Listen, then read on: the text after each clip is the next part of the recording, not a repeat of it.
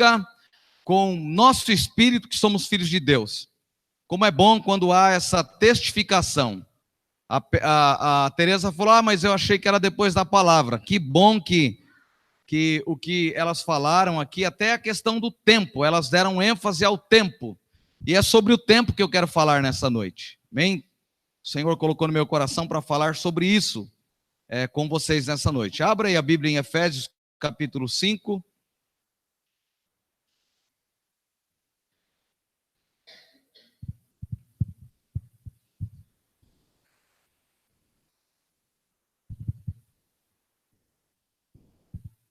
Coloque-se em pé, por gentileza, mais uma vez.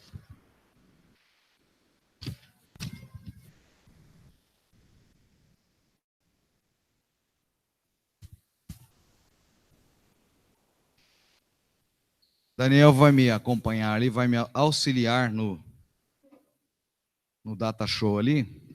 Quero contar com o Data Show para ministrar nessa noite, sendo bastante prático aqui na palavra. Amém? Efésios 5, quero reler com os irmãos os versículos 15. Portanto, vede prudentemente como andais, não como nécios, e sim como sábios, remindo o tempo, porque os dias são maus.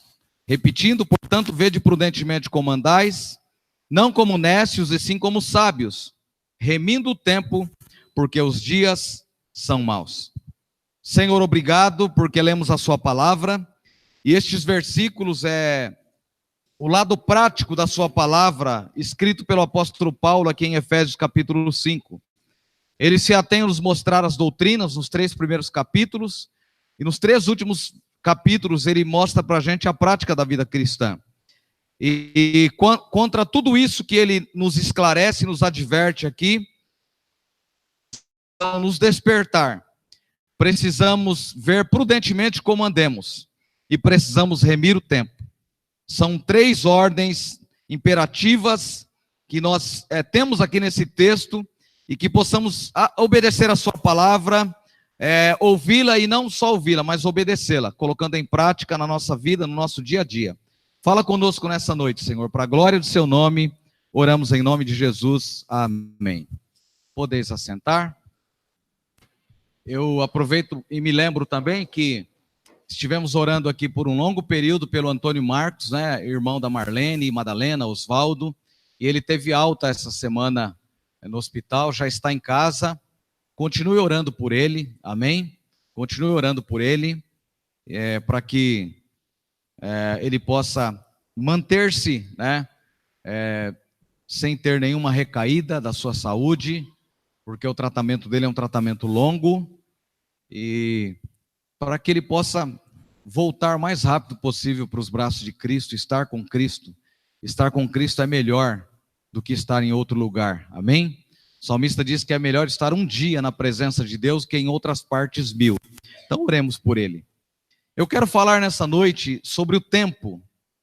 Quero falar sobre a espiritualidade emocionalmente saudável na vida da família cristã.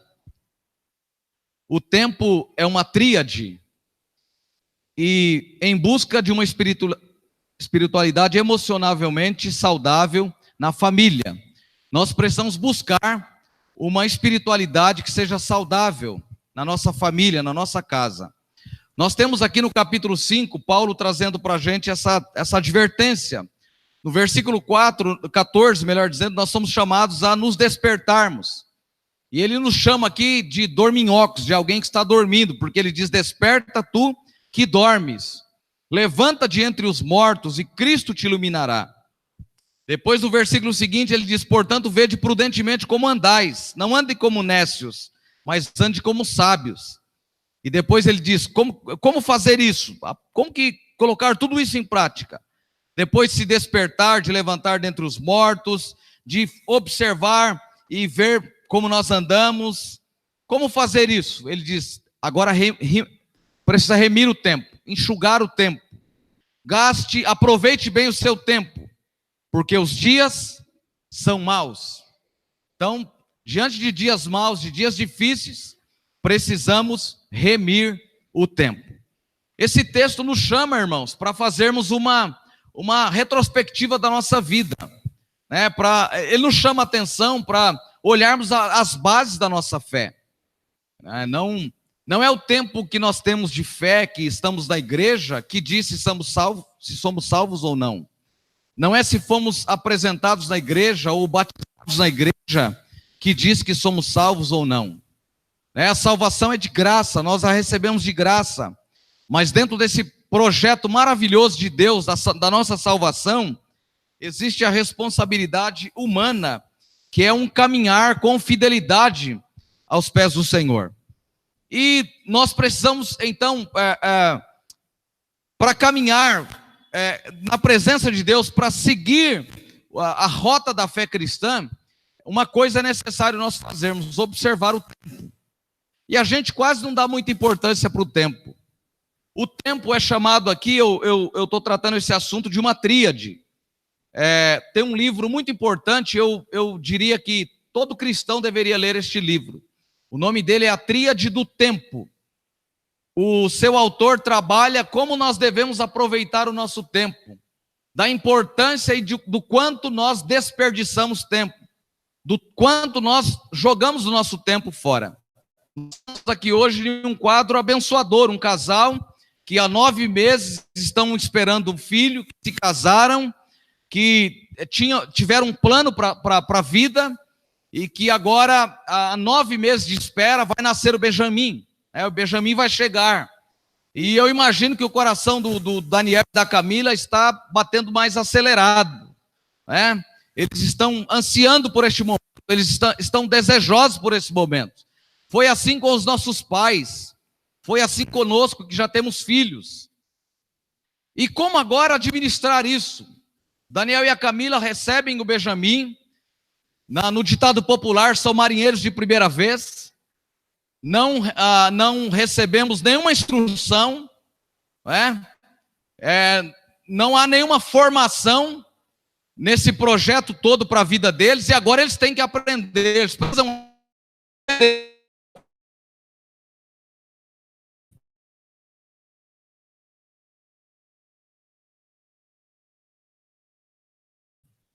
Dentro do que nós estamos. Então aproveite bem o tempo deve ser aproveitado. E como aproveitar o tempo em dias tão difíceis? Pode avançar, por favor, Daniel.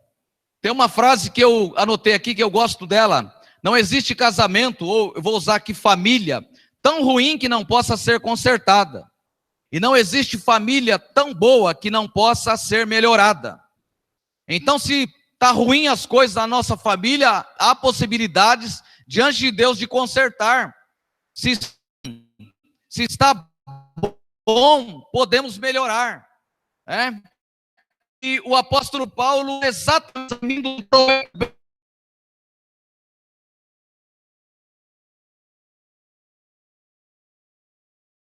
tem o tempo, não terá tempo para nada. Se precisar de tempo, terá que criá-lo. Se você precisa de tempo, você precisa criar o tempo. Nós falamos diante de muitas situações na vida que nos faltam tempo, que nós não temos tempo. E aí eu quero caminhar com vocês.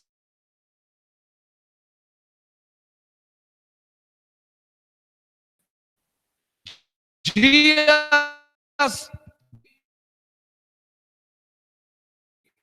em que o amor de fato tem se esfriado, a Bíblia está se cumprindo. Por aumentar a iniquidade, o amor de muitos se esfriará. Eu tenho muita preocupação, porque esse amor de muitos se esfriará não é o amor lá fora, é o amor dentro da igreja. Então, por aumentar a iniquidade, o amor de muitos se esfriará. Talvez nós nunca tenhamos ouvido tanto de pais que abandonam seus filhos, que jogam seus filhos na lata de lixo, como temos visto nos últimos dias. Quantos acidentes, quantas tragédias envolvendo as famílias. Você tem aquela foto aí, Daniel? Essa semana ficamos aí chocados diante de uma notícia muito triste, de um pastor que estava comemorando, pastor da Igreja Batista de Campinas, comemorando o aniversário da sua esposa.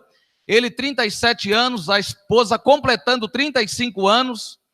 o garoto que está com a mãe, 8 anos de idade, e o que está com o pai ali, com 6 anos de idade, vão para Caldas Novas, passaram um final de semana, viajaram na quinta-feira da semana passada, e domingo eles retornavam para Campinas. Eles tinham as eleições, e ele tinha compromisso de pregar, ministrar na igreja à noite. Pastor de uma igreja batista de mais ou menos 200 membros em Campinas. Eles estão voltando por volta de 10 horas, a última a câmara no pedágio fotografou o carro, era 10h05, e pouco tempo depois eles sofreram um acidente. Sofreram um acidente, calcula-se que por volta de 11 horas da manhã de domingo. Eles foram ser encontrados na terça-feira, por volta de, 6, 7 horas da manhã. Porque esse garotinho que está com o pai, no local onde o carro saiu, ele saiu de lá, andou até a pista, e uma senhora passando, um caminhoneiro com um guincho passando, viram que tinha alguma coisa à beira da pista. E o rapaz trabalhava com o caminhão, disse: eu achei que era um boneco que estava jogado. E quando ele parou, era uma criança. Enfim, eles sofreram um acidente e morreram o pai, a mãe e o irmão maior. Só esse garoto sobreviveu. Esse menino ficou de domingo por volta de 11 horas, que foi o acidente, com os pais, o irmão, talvez já mortos nesse momento, até a terça-feira, quando ele se levanta na madrugada, chovendo, frio, e vai para a beira da pista e é encontrado ali pelas pessoas. Imagine tragédias, situações difíceis que uma família que sai para viajar, para comemorar o tempo todo, mandando mensagens para a família, ela é descendente de indígenas, inclusive da etnia terena do Mato Grosso do Sul. Nós temos várias igrejas lá entre os terenas, e o seu pai vai para a mídia e dá uma entrevista que até o repórter chora, diante da convicção de fé daquele homem, ao perder e falar da morte da sua filha. Como nós temos administrado o nosso tempo? Pode avançar aí, Daniel, na ministração, no terceiro slide aí, por favor. Como nós podemos, então, fazer a leitura do tempo que vivemos? Nós vivemos em um mundo com ritmo acelerado, a sensação que nós temos é de que ligaram as turbinas e o tempo está passando mais rápido. E aí tem uma pergunta: o que acontece com a gente se não fizer revisão no carro? O Diogo bate palma, está ali na porta, ali só esperando, né, Diogo? Não fizer revisão do carro no tempo certo, você cai na mão do Diogo. E cair na mão do Diogo é cair em boas mãos, viu? Porque às vezes você cai na mão de quem não tem consciência, você está perdido, viu? Irmãos, nós precisamos parar na vida cristã, na caminhada cristã, e fazer revisões da nossa fé. Observar como que estamos conduzindo a nossa casa, a nossa família, a nossa vida em particular.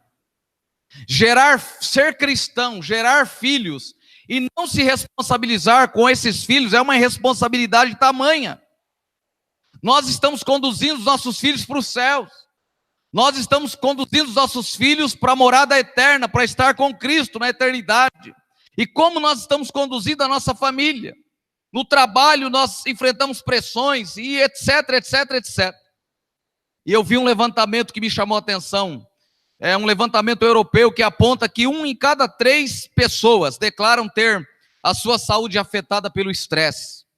Trata-se do 4º maior problema mencionado, ficando apenas atrás de dores na coluna, nas costas, dores musculares e cansaço. Há um cálculo que a cada 41 milhões de trabalhadores são afetados pelo estresse ocupacional. As pessoas estão ocupadas com o seu trabalho, as pessoas estão envolvidas com a sua vida no seu dia a dia. Olha bem a complexidade do ser humano. Ninguém é apenas profissional, ninguém vive apenas do trabalho, para o trabalho. Todos os dias Deus nos dá 1.440 minutos para serem gastos, e não podemos utilizar este tempo apenas em nosso trabalho. Na semana nós temos aí, você pode observar, na semana nós temos aí 10.080 minutos. No mês, 43.200 minutos. No ano, 518.400 minutos. É tempo demais que nós consumimos e que gastamos. Como nós temos gastado este tempo? Então eu quero refletir com você nessa noite. A pergunta é: o que fazer quando o tempo depende de outra pessoa. Quando o seu tempo depende do tempo de outra pessoa. E no casamento, no matrimônio é mais ou menos assim. Às vezes tem uma série de coisas que para eu fazer eu dependo da Sônia, do meu cônjuge. Há coisas que para ela fazer ela depende de mim. O que fazemos quando o nosso tempo depende do outro? E quando a Bíblia diz que é para a gente remir o tempo porque os dias são maus, eu vejo às vezes nós, igreja, e eu me incluo nisso, jogando um bocado de tempo no lixo, desperdiçando um bom tempo da nossa vida com coisas que são efêmeras, com coisas que são passageiras, com coisas que são insignificantes para a nossa fé, que muito pouco ou que nada acrescenta na nossa caminhada com Deus. Não temos como refazer o passado, mas o futuro está à nossa disposição para nós ganharmos ou para nós perdermos. Manter um casamento saudável, manter uma família saudável não é uma tarefa fácil, é uma tarefa difícil. Contando com a presença de Deus, contando com Deus já é difícil. E às vezes nós abrimos mão dessa presença sobrenatural. O maior problema de muitos casamentos é estabelecer prioridades para a sua vida. Quais são as prioridades? Quais são os papéis do casamento? Às vezes o homem assume os papéis que é da mulher. Às vezes a mulher assume os papéis que é do homem. E nós temos uma cartilha que nos ensina acerca de tudo isso. Nós precisamos observar. As prioridades marcam completamente a nossa vida. Prioridades são nossas escolhas, é nós que escolhemos as prioridades. Elas não vêm prontas em uma cartilha para a gente. Eu tenho um livre-arbítrio, eu posso escolher as prioridades do meu casamento, da minha família. Eu posso escolher ser feliz, eu posso escolher ser um desgraçado no sentido da palavra, sem graça, sem prazer, sem alegria na minha família, no meu casamento, na minha vida com Deus. São escolhas pessoais, nós não podemos responsabilizar Deus, nós não responsabilizamos os nossos irmãos na fé, nós não podemos responsabilizar a igreja, são decisões pessoais. Só os seres humanos têm capacidade de escolher, ninguém mais tem capacidade de escolher. E qual é o conceito básico do que eu estou falando? Se as prioridades em um casamento não são ordenadas de maneira adequada, se nós não fazemos escolhas de maneira adequada, logo nós vamos nos deparar com prejuízos. Prejuízos na família, prejuízos na vida pessoal. É importante nós avaliarmos e pensarmos nisso. E qual é o tripé para nós vivermos e sermos uma família feliz e abençoada à luz daquilo que Deus espera que sejamos? Bom, esse tripé tem uma ordem. E a primeira pessoa a estar nesse tripé é Deus. Deus precisa estar nesse tripé. E a Bíblia diz: buscai, pois, em primeiro lugar o reino de Deus e a sua justiça, e todas as demais coisas vos serão acrescentadas. Deus precisa ocupar o primeiro lugar na nossa vida, não apenas as nossas palavras, mas de direito e de fato. De direito Deus ocupa o primeiro lugar na nossa vida, porque é isso que falamos todos os dias, mas de fato Deus ocupa o primeiro lugar na nossa vida. É importante nós avaliarmos isso e analisarmos isso. O texto de Salmo 127, versículo 1 diz: se o Senhor não edificar a casa, em vão trabalham os que edificam. Bom, no contexto da Bíblia, quem edifica a casa então é o marido e mulher, concordam comigo ou não? Se eles não buscarem essa edificação em Deus, eles trabalham em vão. E por que será que nós optamos às vezes por trabalhar em vão? Por que será que nós optamos então às vezes para tomar a rédea daquilo que não deveríamos tomar e continuar e trabalhar e prosseguir, se é Deus que estabelece essas regras e que cuida disso para a gente? Bom, para Deus tomar as rédeas da nossa vida implica em algumas coisas. Primeiro, é necessário que a família tenha vida devocional. Como está a vida devocional da sua família? Outro dia o Ramon estava falando para mim de como o Gabriel tem feito com eles em relação ao culto devocional.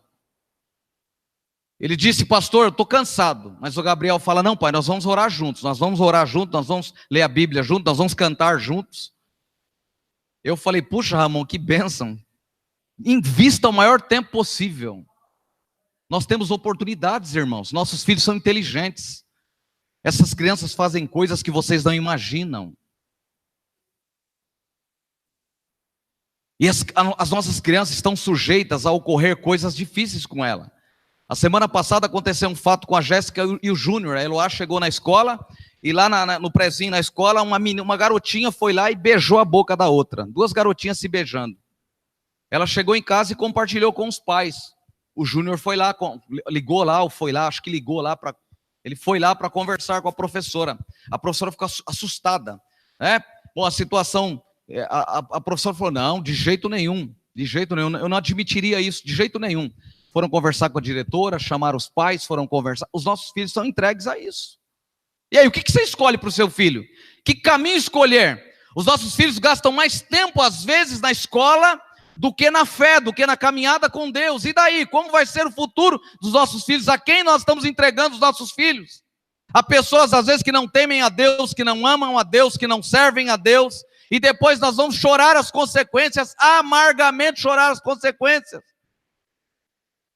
Jamais eu me colocaria como o referencial e como modelo, porque jamais eu sou, jamais o meu casamento é, jamais a minha família é. Mas uma coisa eu abracei quando me tornei pai, quando assumi esse compromisso, de fato, criar os meus filhos do temor de Deus. Criar os filhos do temor de Deus não é apenas trazê-los à igreja, mas é inculcar os valores do reino de Deus aos nossos filhos.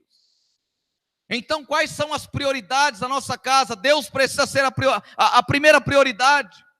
O convívio familiar é importante. A primeira obra que se deve fazer em um lar cristão é assegurar o nosso lar de que a presença do Espírito Santo é notória na nossa casa. Isso deve fazer parte da nossa vida. Nós precisamos nutrir a presença do Espírito Santo na nossa família. E não se nutre o Espírito Santo na nossa casa falando em línguas estranhas, pulando dentro de casa. Se nutre perdoando, se nutre se abraçando, se amando, reconhecendo quem o nosso semelhante é, quem o seu cônjuge é, quem os seus filhos é. Quantos pais, até cristãos, tratam os filhos com tanta brutalidade. Quantos cônjuges se tratam assim no limite do estresse, no limite de tudo que pode ser tratado. Nós precisamos nutrir a presença do Espírito Santo de Deus na nossa casa, na nossa família. Nós precisamos nutrir a presença de Deus no nosso lar. A segunda coisa importante nessa regra de Deus ocupar o primeiro lugar é o seu cônjuge. O seu marido, a sua esposa tem que ocupar depois de Deus o próximo lugar na sua vida. O texto diz em Gênesis capítulo 2, versículo 24: portanto, deixará o homem seu pai e sua mãe, se unirá à sua mulher, e se tornarão os dois uma só carne. Repita comigo, uma só carne. É a única vez na matemática que 1 mais 1 é igual a 1. A matemática de Deus é diferente da matemática do homem. 1 mais 1 é 2 na nossa matemática, mas na matemática de Deus, aqui no casamento, 1 mais 1 é igual a 1. Unirá homem e mulher, unirão os dois. Ele deixa o pai, deixa a mãe, se une à sua mulher e se torna os dois uma só carne. Ou seja, caiu por terra o individualismo. Não tem mais individualismo nesse processo.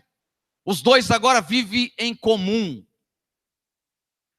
E às vezes nós somos cristãos, servimos a Deus e não temos unidade de pensamento no casamento. E aí eu pergunto, como serão os nossos filhos?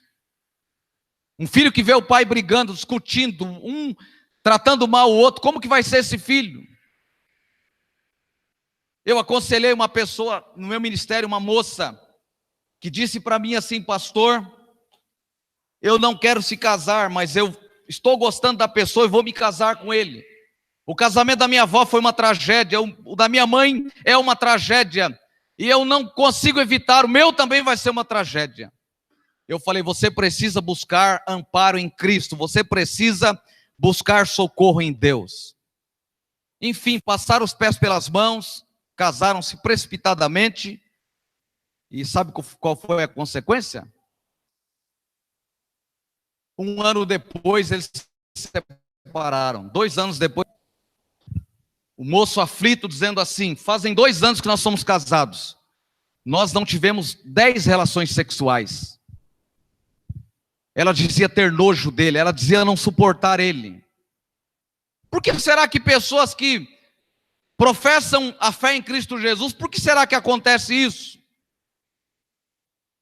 Porque a igreja, irmãos, não é apenas lugar da gente ouvir e descartar a mensagem, o evangelho. O evangelho precisa descer no nosso coração. Quais são as prioridades da sua família? Quais são as prioridades do seu casamento?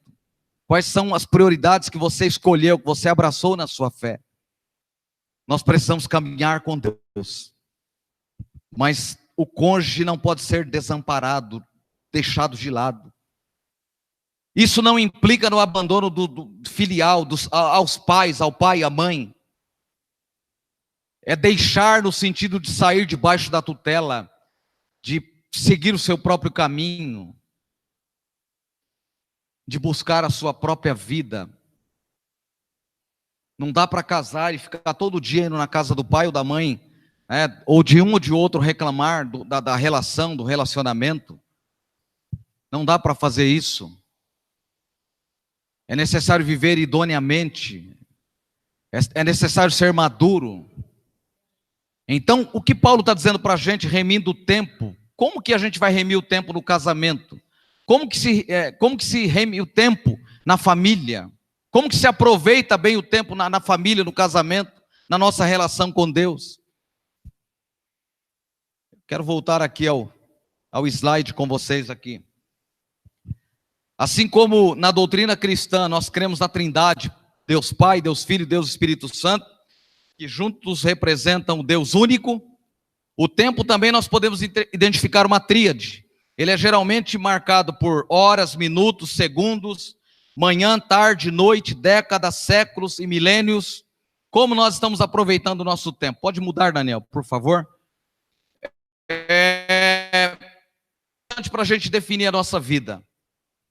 O que é importante na sua vida? O que ocupa o lugar de importância na sua vida?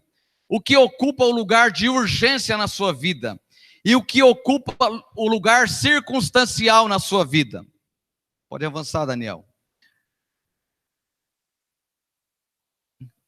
É importante que nós observarmos o que é urgente. Urgente é o que reúne todas as atividades para as quais o tempo é curto ou se esgotou. São atividades que surgem em cima da hora, que não podem ser previstas, mas que geralmente causam muito estresse. O que é circunstancial? Circunstancial é o que por vez cobre as tarefas desnecessárias. São os gastos de tempo de forma inútil, tarefas feitas por comodidade ou por serem socialmente apropriadas.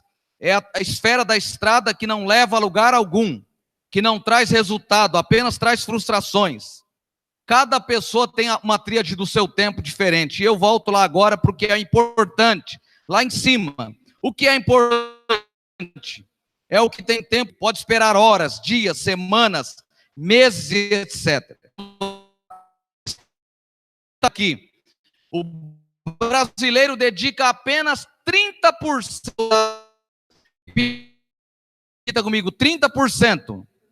Importantes. Isso para a sua vida, ele aproveita apenas 30%. 70% fica lá entre o que é urgente e o que é circunstancial. Olha aqui uma estatística, as mulheres têm maior foco entre as urgências e as atividades importantes. A tríade feminina é composta da seguinte forma: o que é importante ocupa 30,99% da vida de uma mulher. O que é urgente, olha o tamanho aí, ocupa 44,39%. E o que é circunstancial, ocupa 24,62%. E elas ainda... há um ditado de que mulher consegue fazer... como que é? Duas, três atividades ao mesmo tempo, não é isso? É claro que elas conseguem, estão ocupando aqui, o que é urgente e o que é circunstancial, em uma proporção muito grande que deve ser diminuída. Olha os homens têm maior volume de atividades circunstanciais do que as mulheres. A tríade masculina é composta da seguinte forma: eles gastam 27,80% do que é importante, aonde os homens deveriam gastar tempo, eles gastam menor tempo. Eles gastam mais tempo com o que é urgente, 36,76, e 35,47 com o que é circunstancial. Ou seja, os homens vivem na urgência e no que é circunstancial. Sabe o que é circunstancial? O camarada arruma o filho lá para vir para a igreja, mas passa um amigo lá e fala para ele: a gente vai para um churrasco agora, nós vamos jogar bola e churrasco. Ele coloca a Bíblia lá e fala: então vamos para o churrasco e jogar bola. Isso é circunstancial. São coisas que não acontecem na nossa vida todo dia. Ninguém joga bola todo dia. Estou dando aqui um exemplo, é claro. Ninguém joga bola 365 dias do ano. Ele pode entrar na sua agenda. Você pode jogar futebol um dia por semana. Tem casais se separando porque o homem gosta de jogar futebol. Sabiam disso? E casais cristãos, porque não sabem dosar, porque não sabem colocar cada coisa no seu devido lugar. Nós não temos agenda. Lembra da ilustração que disseram? Chegou alguém na casa do pastor, um dia ele estava lá no quartinho, no escritório dele orando.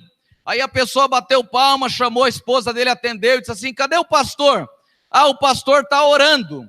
Aí o irmão falou assim: ah, já que ele não está fazendo nada mesmo, chama ele para sair comigo, eu vou fazer uma visita e queria levar o pastor comigo. O camarada estava orando, ele não está fazendo nada. Então, assim, o que é circunstancial, o que é urgente na nossa vida e o que é importante na nossa vida? Onde, como e quando cada um desses estão ocupando espaço na nossa agenda? É importante nós repensarmos isso. Sabe por quê, irmãos? Porque no final da nossa história, de toda a história humana, nós não nos recorremos às pessoas que nos cercam, nós nos recorremos a Deus. Quem resolve seus problemas? Quando você está desempregado, quem resolve para você? Da sua saúde, quem resolve para você?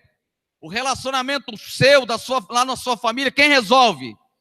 E por que às vezes, irmãos, não estou com isso dizendo que você faz isso, mas por que será que Deus ocupa o último lugar na vida de muitos cristãos? Por que será? Se Ele é tão importante, por que Ele ocupa o último lugar na nossa vida? Vamos avançar. Há uma posição perigosa na tríade do tempo, ela é chamada de super-homem, é a tríade do super-homem. Tem a esfera da urgência, é quem trabalha sempre na urgência. A urgência ocupa a maior percentagem na sua vida. É a segunda maior esfera, urgente, circunstancial, importante. A urgência está acima de tudo. Avançando. O super-homem, às vezes nós assumimos esse papel do super-homem. A gente vive resolvendo crises, problemas urgentes, que aparecem no dia a dia. Gosta de ajudar os outros em tudo. Então, não temos uma agenda, não seguimos uma agenda. O que apareceu de urgente, a gente vai abraçando e fazendo tudo. Não dá para viver desse jeito. Não dá para ficar assim. Quem abraça a tríade do super-homem, aí, ou aquilo que é urgente, ele vive apagando incêndios. Acontece um incêndio aqui, ele vai lá, apaga, acontece outro, ele apaga, ele vai viver a vida apagando incêndios.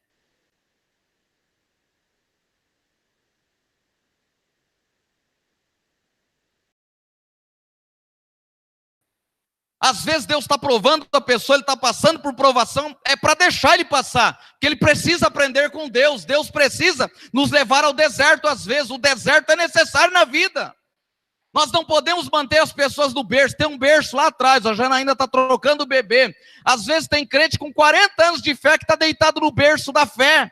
O tempo inteiro tem que alguém passar a mão na cabeça, ele não pode ficar insatisfeito. Se a mensagem não satisfazer ele está largando tudo, está jogando tudo para o alto. Nós não podemos viver nesse nível de fé. A nossa família não subsistirá esse nível de fé. Remindo o tempo, porque os dias são maus. A menos que você tenha um processo mais fácil aí para a salvação do que o de estar em Cristo. Então já é tão comum que ele acredita que isso seja normal, apagar incêndios, viver correndo de um lado para o outro. E eu vou correr aqui. Qual é o resultado disso? Estresse, cansaço, depressão, insegurança e tantas outras doenças. E a pessoa que está nesse nível aqui vive com sono. Pergunta para quem está do seu lado, está com sono?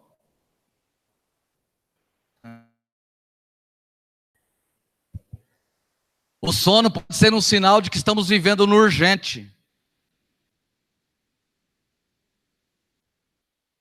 Irmãos, eu vou confessar uma coisa para vocês aqui. Sabe o que mais me deixa triste? O que me deixa triste no pastorado é ver o desprezo que eu vejo às vezes na palavra. Não estou dizendo que é desprezo no sentido do que eu estou pregando, porque isso aqui só tem sentido, isso que eu faço, se a gente volta para casa e isso aqui se torna reflexão e desce para o nosso coração, e descendo para o coração, haja mudança na nossa vida. Eu tenho 42 anos de fé e eu posso ser um bebê, eu posso estar ainda no ventre no sentido espiritual.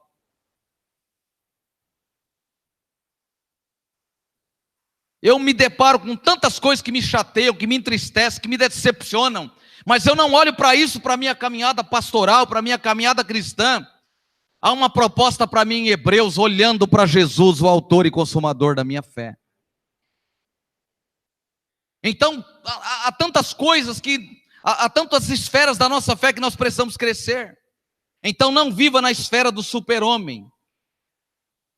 A segunda tríade aqui é do homem Simpson.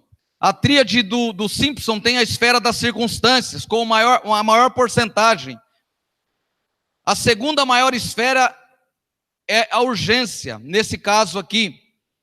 Lembra lá, eu não gosto muito de desenhos não, mas eu fiz questão de assistir esses desenhos lá. Baixei lá na internet e assisti lá. Lembra lá do Bart, do pai do Bart lá, da família Simpson? Ele cai como uma luva nesse exemplo aqui. Se você recordar alguns episódios da fé, pode identificar que o Simpson tem uma vida de circunstâncias. Faz o que é socialmente agradável, ele é amigo de todo mundo, o propósito dele é agradar todo mundo. Já viram isso? Tem gente que é assim, ele nunca se posiciona nem de um lado do outro, ele agrada a todo mundo, é amigo de todo mundo. Na fé não dá para ficar no muro. Na fé, ou você fica do lado da verdade, ou ficamos do lado da mentira. E conhecereis a verdade vos libertará. A verdade de Jesus é libertadora, é transformadora. A verdade de Jesus é progressiva na nossa vida. Eu não posso ser hoje o que eu fui ontem. Eu preciso crescer hoje. Amanhã eu não posso estar no estágio de hoje. Eu preciso crescer. Depois de amanhã, no estágio de amanhã, eu tenho que crescer. A proposta da fé é crescer. Se a gente é nanico na fé o tempo todo, alguma coisa está errada. E aí tem prejuízo na família, tem prejuízo no casamento, tem prejuízo da sociedade. É gente que se explode por qualquer coisa. Se tiver uma arma na mão, vai dar um tiro, não tem jeito.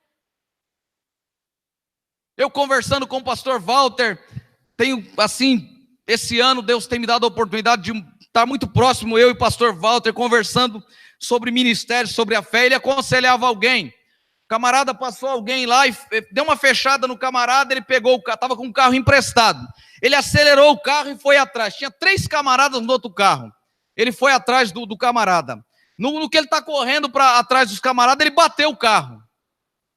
Aí ele veio todo bravo falar para o pastor falou para ele assim, usando esse termo: larga de ser besta, rapaz. Era 3, é lógico que a expressão aqui não é no sentido de menosprezar, eram 3 baitas negões tão grande e forte. Você conseguia bater nos 3? Você ia bater nos 3? Se você tivesse pegado o carro, você ia bater nos 3? Ele olhou para o pastor e falou: claro que não, pastor. Então larga de ser bobo, rapaz, você está ficando estressado à toa. As pessoas andam no nível do estresse, irmãos. Vale a pena isso? Tem um ditado que o camarada é muito macho enquanto não encontra um mais macho do que ele, não é esse? Aí sai atrás do cara, o camarada arranca uma arma lá, você é cristão, ele não tem temor de Deus, te dá um tiro, além de morrer, ainda vai para onde?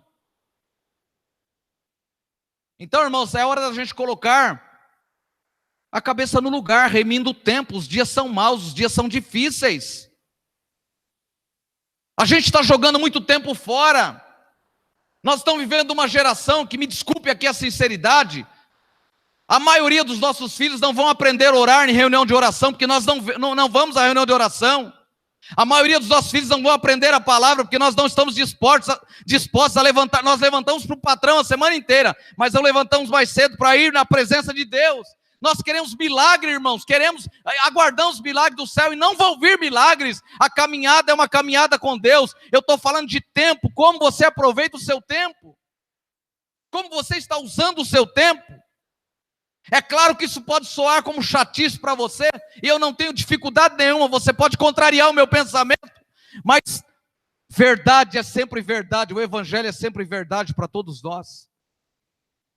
E esse mesmo livro que nos aponta o caminho dos céus, que a Bíblia diz que ele é apto para discernir as intenções do pensamento do coração do homem, esse mesmo livro aqui aponta o caminho do céu, mas esse mesmo livro também aponta o caminho do inferno, o caminho da perdição. E nós precisamos nos cuidar nesse sentido.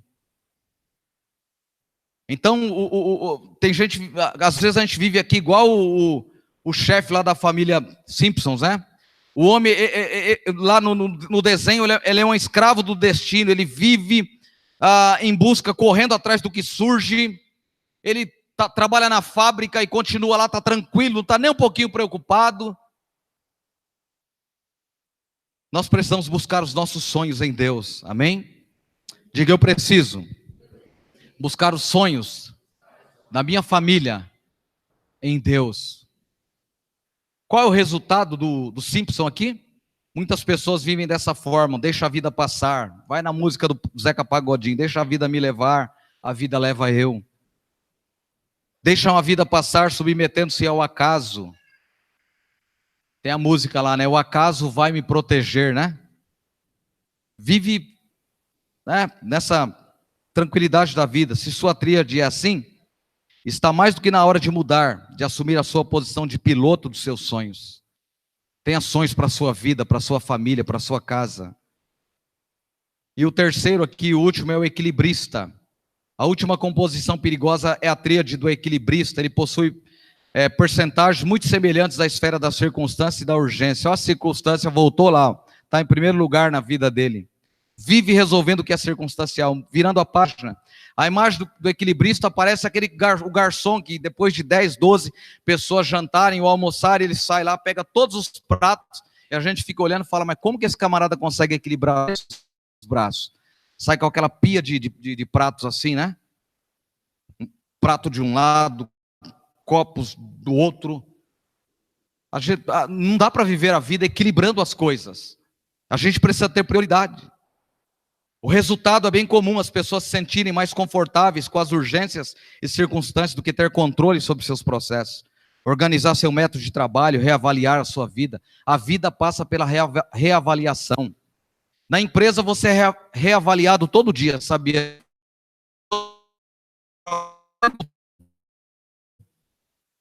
E estão te reavaliando. Se não é demitido e ponto final. E na nossa fé, nós fazemos a reavaliação da nossa fé? Nós reavaliamos a nossa caminhada com Deus? Como está a nossa caminhada com Deus? É mais fácil às vezes ser uma igreja de programa, irmãos. E talvez se eu fosse um pastor que adotasse ser uma igreja de programa, eu teria menos problema. Eu teria menos gente reclamando do andamento da igreja, do ministério, da pregação, tudo. Sabe por quê? Porque programa enche os olhos da gente. A gente vem aqui, traz um cantor, ele canta sábado, domingo, traz um pregador, ele dá uns tapas no púlpito, ele faz um movimento, a gente vai para casa na segunda-feira, mas a vida continua a mesma rotina. No outro final de semana a gente traz mais um, ele faz aquele movimento e tal. Na segunda-feira traz mais... A vida continua do mesmo jeito. Na outra semana vem outro, e a vida vai levando, vai levando. Não dá para levar a vida cristã desse jeito. A vida cristã tem que ter compromisso. A verdade é libertadora, eu repito, a verdade é libertadora. E conhecereis a verdade, e a verdade vos libertará. Esse pastor que faleceu, uma das coisas que mais chamou a atenção, era uma das pessoas, uma pessoa simples, dando entrevista, dizendo assim, sabe, o que mais me chamou a atenção na vida desse pastor, é que ele abriu mão de viver a sua própria vida para nos ensinar o caminho dos céus. E ela disse, tem pouca gente fazendo isso nos dias que nós estamos vivendo. Tem muitos lugares que a gente é apenas número. Deus quer muito mais do que isso, que a gente seja produtivo no reino, que a gente seja instrumento no reino, que a nossa família glorifique a Deus. Caminhando aqui nessa tríade, solução para a tríade do tempo. Talvez sua tríade seja similar, parecida. Pode mudar mais uma, Daniel. A tríade ideal. Talvez sua pergunta seja, qual é a tríade ideal? Existe uma composição perfeita? A resposta é sim, existe. Essa é uma tríade perfeita, esta tríade é ideal. Essa deve ser a meta para a sua vida. Gaste assim suas energias. 70% do seu tempo deve ser gastado com coisas importantes. 20% deve ser gasto com coisas urgentes. E apenas 10% é gasto com o que é circunstancial. Na tríade do brasileiro, isso aqui está de cabeça para baixo. O que é importante ocupa 30%. E os outros 70% se divide lá entre 40% entre o que é urgente e 30% em o que é circunstancial. Por isso, até os países, eu estou falando de estatística cristã agora, até os países onde se é proibido pregar o evangelho e professar a fé cristã, é feita uma estatística que eles oram muito mais do que a igreja brasileira. Como isso, pastor? Uma igreja onde os cristãos estão se reunindo em lugares subterrâneos, escondidos das autoridades, para não perder a sua própria... Como que eles podem orar mais do que nós oram? A estatística prova que eles oram muito mais do que nós. Eles têm muito mais tempo para estar com Deus do que nós brasileiros. Nós precisamos reavaliar a nossa fé, reavaliar a nossa vida, reavaliar a nossa família. E aí, fechando, se você observar entre o que que existe urgência e circunstância na tríade ideal. Mesmo na tríade ideal vai haver urgência e circunstância. Vai acontecer alguma coisa que é urgente, você tem que fazer uma viagem de urgência, fugiu do seu controle, não estava na sua agenda. Mas a prioridade é, na nossa agenda, colocar tudo que é importante. Você senta e avalia tudo que é importante na sua vida e você coloca. O celular hoje está tomando o lugar na nossa vida. As pessoas estão cruzando a rua assim. Outro dia eu passei por um rapaz, quase que ele foi atropelado. Porque do jeito que ele vinha com fone de ouvido, do jeito que ele vinha, ele cruzou a avenida. E eu, ainda bem que estava atento, parei o carro, senão tinha atropelado, passava por cima dele. Andando na rua com o fone no ouvido, indo tranquilamente. Outro está andando com o celular, está mandando mensagem, ladrão chega, rouba, leva, e ele nem percebe. Tempo sendo jogado na lata do lixo. Aí a gente fala assim, não dá para entrar na universidade, eu sou filho de pobre, dá sim. Se você separa tempo para estudar, gastar tempo com os estudos, colocar prioridades na sua vida, Deus é o maior interessado em te abençoar. Deus tem maior interesse em nos abençoar. Tem Enem, é só prestar o Enem. Tem a universidade da família, você vai lá trabalhar o sábado e o domingo, dá para estudar. Tem muita coisa que dá para fazer. Quando nós fomos no Haiti em 2012, chegamos, o pastor que nos hospedou, ele era de Belo Horizonte, a garotinha dele de 9 anos de idade. A menina falava português, falava inglês e falava francês. Nós fomos para a igreja, o pastor Ayrton Júnior foi pregar, e não tinha ninguém para traduzir. A Manuela subiu com ele, e ela falou, pode deixar que eu vou traduzir. Os 5 primeiros minutos ela ficou chorando, trêmula, com medo, e a gente ali intercedendo. Dali para frente, o pastor Ayrton pregou e ela traduziu numa boa, tranquilamente, uma criança de 9 anos de idade. Você chega na África, eles não têm o que comer, não têm o que se alimentar. Mas crianças falam 2, 3, 4, 5, 6 dialetos. Por que será que eles conseguem e nós não conseguimos? É porque eles trabalham com o que é importante, nós trabalhamos com o que é emergencial, circunstancial. Nós precisamos rever a nossa agenda, a nossa caminhada, da família, da nossa vida. 1% dos surdos professam a sua fé em Jesus no Brasil. Aqui em Barueri tem curso gratuito aqui de Libras. Você pode entrar lá, se inscrever, fazer curso de Libras, ser uma bênção na igreja, no reino de Deus. Em Sorocaba, na igreja do Evangelho Quadrangular, tem um irmão chamado Nelson, conhecido como Nelson em Sorocaba. Há uma entrevista dele, inclusive, com o Jô Soares. Aquele homem tem transformado as igrejas do Evangelho Quadrangular em Sorocaba em um lugar acessível aos surdos.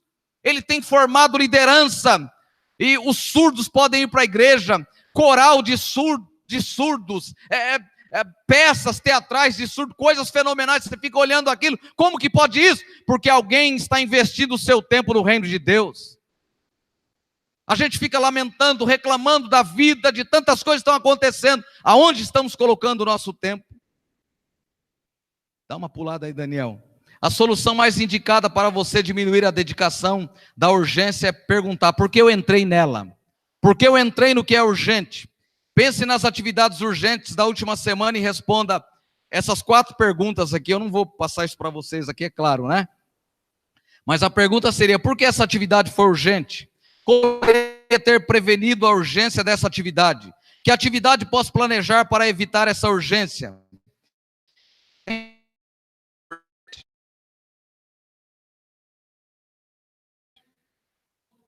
Chega no mês, aí eu acho que é abril, né, que faz a declaração do imposto de renda. As pessoas deixam para a última hora para fazer a declaração. Aí você chega lá no penúltimo, no último dia, o site está congestionado, porque todo mundo deixou para o último dia. E aí tem que torcer para o governo prorrogar, porque se não conseguir fazer, vai pagar multa, não tem jeito.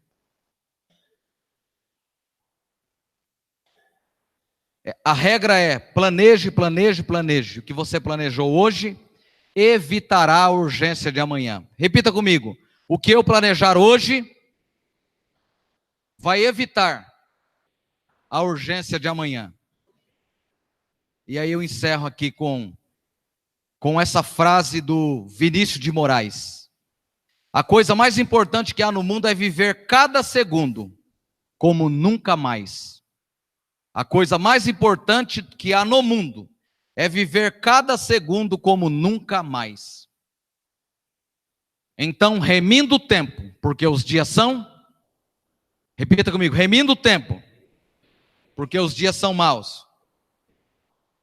Então você dedica tempo a Deus, tempo ao seu cônjuge e tempo ao seu trabalho. A Bíblia fala que o nosso trabalho é uma bênção, mas não se vive para trabalhar. A gente deve trabalhar para viver. Não deve se viver para trabalhar, mas trabalhar para viver. Tem que inverter aí. Amém? Na nossa caminhada com Deus, na nossa caminhada de fé. Quem transforma o trabalho em prioridade pode se tornar um vício, um desequilíbrio. Isso pode trazer prejuízos à saúde. Um erro dos que trabalham às vezes para Deus também. Tem gente que mesmo trabalhando para Deus faz as coisas invertidas. E olha o que a Bíblia está dizendo, e eu já concluo aqui a mensagem. Os filhos de Eli eram homens ímpios. Olha isso, irmãos. Os filhos de Eli eram homens ímpios, que não tinham conhecimento de Deus. 1 Samuel 2,12. E aí eu pergunto para vocês, aonde os filhos de Eli foram criados? Aonde os filhos de Eli foram criados? No templo. E a Bíblia retrata que os filhos de Eli eram homens ímpios. Irmãos, essa palavra é forte demais. Ímpio é quem não tem temor de Deus, é quem não respeita a Deus. Lembra lá da viúva, que ela procura o juiz, que no texto é retratado como um juiz iníquo, o juiz ímpio, o juiz que não temia a Deus. Ele diz assim para a mulher, depois de muito bater na sua porta: eu não respeito a Deus, não respeito homem algum, mas por causa da sua insistência eu vou te obedecer. E sabe lá naquele texto, a palavra grega original para aquele juiz iníquo lá, aquele juiz ímpio, a palavra lá é filho de Belial, é filho de Satanás. Ou seja, ímpio é filho do diabo. Os filhos de Eli foram criados no templo e eram filhos do diabo. Essa palavra é forte, mas é Bíblia, é a Bíblia que está dizendo para a gente, é a palavra de Deus quem nos diz. Eli era sacerdote, era juiz em Israel, mas ainda que houvesse sido nomeado para governar o povo, não governava bem a sua própria casa. Então, o nosso desafio, irmãos, é conduzir a nossa família no altar de Deus, uma família que teme a Deus, que honra a Deus e que glorifica a Deus. Não está tudo perdido para nós. Deus está nos dando essa oportunidade de reatarmos com Ele o seu plano original, a sua vontade perfeita, a sua vontade que é agradável. A Bíblia ensina para a gente a lei da semeadura. Tudo que o homem semear, isso também ceifará. Gálatas 6:7. Tem lares estáveis, não é resultado da casualidade, mas estabelecer prioridades corretas. Sabe por que algumas famílias vão bem, as coisas dão certo? É porque estabeleceram prioridades corretas para a sua vida. O que decidimos marcará o resto da nossa vida. O que você decide hoje vai marcar o resto da sua vida. O que fica na igreja não é a palavra pregada, não é quem cantou, não é o instrumento que foi tocado, mas é a decisão que tomamos para a nossa vida. A terceira coisa, o que decidimos marcará o resto da sua vida. Quarta coisa, se as prioridades não são adequadas, ela vai alterar o desenho de Deus na sua vida. Repita comigo, se as prioridades não são adequadas à minha vida, será alterado o desenho de Deus para a minha família. Então o desenho que Deus tem para a sua vida, para a sua família é maravilhoso. Mas ele pode ser alterado se você não colocar as prioridades no seu devido lugar. E último lugar, se o desenho divino é alterado, então não se pode ser plenamente feliz. Repita comigo, se o desenho divino, bem forte, se o desenho divino é alterado, não se pode viver plenamente em felicidade. Talvez o Daniel, lá dentro do coração, a Camila, não estou dizendo que eles vão dizer isso, mas eles podem pensar, mas que palavra salgadinha hoje. Deus sempre nos dá oportunidades, Daniel. Faça tudo certo. E se você fizer certo, você tenha certeza, não tenha dúvida disso, Deus vai ser glorificado na sua vida. Você e a Camila estão assumindo uma grande responsabilidade. Gerar um filho é a maior responsabilidade. Se lembram do sermão que o pastor Júnior pregou? Eu não me lembro se foi aqui ou se foi em Sorocaba, mas eu me lembro desse sermão. Acho que foi aqui que ele pregou esse sermão. Quando ele se referiu que fugiu o nome do personagem bíblico lá, que o texto diz que ele andou com Deus. E aí o texto diz assim, e tal, gerou o seu filho fulano de tal e andou com Deus. Enoque, obrigado, Jonas. Enoque andou com Deus, Enoque gerou, não, quero saber o nome do filho dele. Enoque gerou, e aí andou com Deus. Aí o pastor Júnior fez uma observação assim na mensagem. Será que foi a responsabilidade, olha aqui, isso aqui é muito forte. Será que foi a responsabilidade de ter colocado um filho no mundo que gerou no coração dele tanta responsabilidade para ele andar com Deus? Eu prefiro acreditar que isso seja verdade. Porque ele sabia que dentro daquela geração corrompida e perversa que ele estava vivendo, para os seus filhos não serem como os outros lá, como o Caim que tirou a vida do seu próprio irmão, ele precisava andar com Deus. Que a gente possa andar com Deus, que nós possamos andar com Deus, certos de que Ele cuida de nós. Coloque-se em pé. Fui além do horário que eu havia planejado, mas 8h30.